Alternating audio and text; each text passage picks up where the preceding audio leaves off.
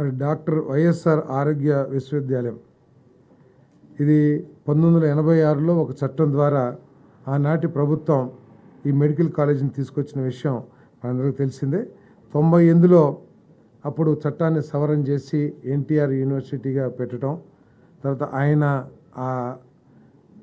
ఈ మెడికల్ అవసరాలన్నింటినీ కూడా ఒకే ఇన్స్టిట్యూట్లోకి తీసుకొచ్చి ఒక యూనివర్సిటీగా స్థాపించిన ఎన్టీ రామారావు గారి పేరు పెట్టాలని ఆ రోజు నిర్ణయం తీసుకుంటూ జరిగింది. తర్వాత 2006లో doctor NTR university of health సైన్సెస్గా ఆ రోజు వైఎస్ రాజశేఖర రెడ్డి గారు కూడా నిర్ణయం తీసుకుంటూ జరిగింది. కానీ దురదృష్టం, గత ప్రభుత్వం ఒక చట్టాన్ని తీసుకొచ్చి మరి ఆ పేరుని తీసేయటం జరిగింది.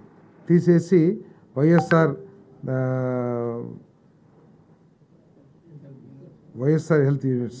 హెల్త్ యూనివర్సిటీగా పెట్టారు. దీనికి సంబంధించి దాంట్లో పాస్ అయిన డాక్టర్లు కొన్ని సమస్యలు ఎదుర్కొంటున్న విషయాన్ని మన గద్దె రామ్మోహన్ గారు, అదేవిధంగా అచ్చెన్నాయుడు గారు, ఇంకా కొంతమంది ప్రజాప్రతినిధులు ప్రభుత్వం దృష్టికి తీసుకొచ్చిన ధర్మంలో. ఎందుకంటే సర్టిఫికేట్స్ ఇచ్చేటప్పుడు కొంతమందికి ఏమో ఎన్టీఆర్ హెల్త్ యూనివర్సిటీ అని, కొంతమందికి ఏమో వైఎస్ఆర్ యూనివర్సిటీ అని చెప్పేసి, తర్వాత కొన్ని సంవత్సరాలేమో ఎన్టీఆర్ యూనివర్సిటీలో చదివి ఫైనల్ డిగ్రీ అంటే కొన్ని సంవత్సరాల మార్కులేమో ఎన్టీఆర్ యూనివర్సిటీ మార్కులు ఇస్తుంటాయి, ఫైనల్ పాస్ అవుట్ ఏమో వైఎస్ఆర్ యూనివర్సిటీ.